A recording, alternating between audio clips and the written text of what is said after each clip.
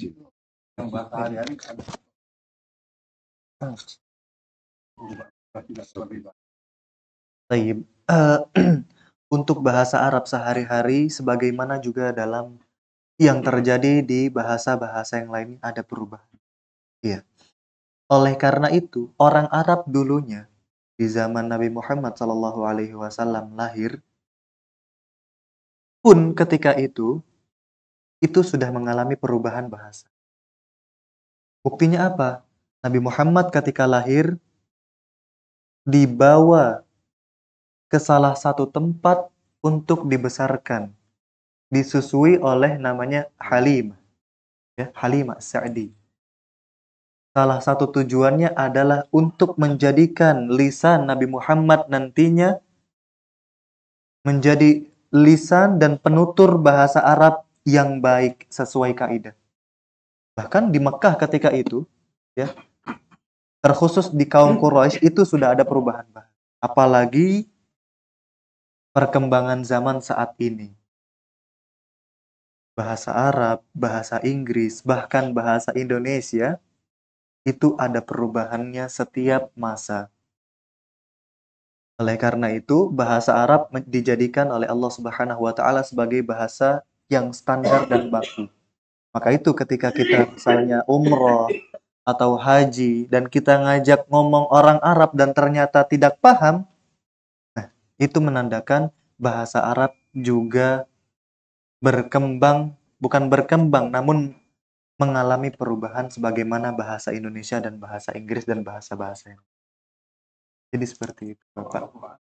Kalau Al-Quran tetap bahasanya dari 1400 tahun yang lalu, memang itu standar bahasa Arab yang digunakan. Pun ketika misalnya kita menghadiri majelis-majelis ilmu di Masjidil Haram atau Masjid An-Nabawi, itu yang digunakan bukan bahasa-bahasa pasarnya mereka, bukan bahasa-bahasa sehari-hari, namun yang digunakan adalah bahasa baku yang sesuai dengan kaidah Al-Quran. Walaupun yang nonton mungkin orang-orang biasa gitu ya, sebagaimana kita gitu. Namun yang digunakan untuk menyampaikan ilmu agama itu adalah dengan bahasa Arab yang baku. Untuk menghormati, tentunya pertama untuk menghormati bahasa Arab yang diturunkan oleh Allah Subhanahu wa taala. Baik. Jadi seperti itu, Bapak. Afwan. Ya, silakan.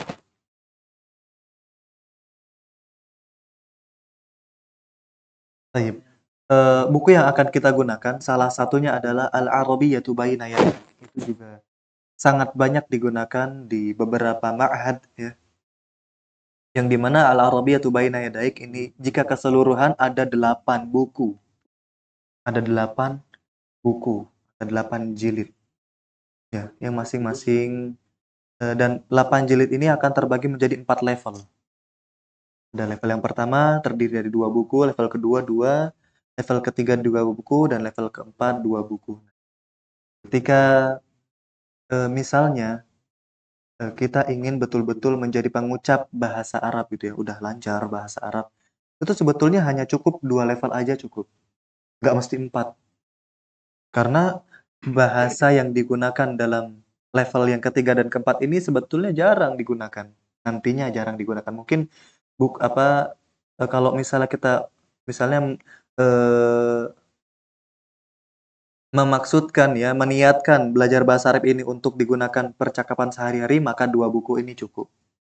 Namun kalau misalnya untuk membaca buku 3 gitu ya, 3 buku ini harus, atau 3 level ini harus dilewati. Jadi seperti itu. Sangat banyak ya, misalnya Bapak-bapak ingin beli nantinya di toko online sangat banyak, ditulis aja Al-Arabiyyah Baina Yaday. Di sini akan tulis. Kita akan gunakan buku yang pertama insyaallah. Al-Arabiyyah Baina Yaday.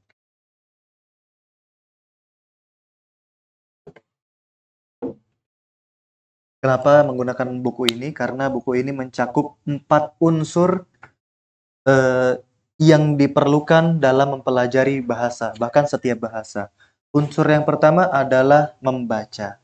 Nanti kita akan belajar membaca bahasa Arab tentu sepertinya sudah bisa karena kita sudah terbiasa membaca Al-Quran. Yang kedua menulis. Nah ini yang mungkin sedikit harus perlu dilatih gitu ya. Tulisan saya masih berantakan Ustadz, belum sesuai sebagaimana yang ada dalam Al-Quran, belum serapi sebagaimana yang ada begini.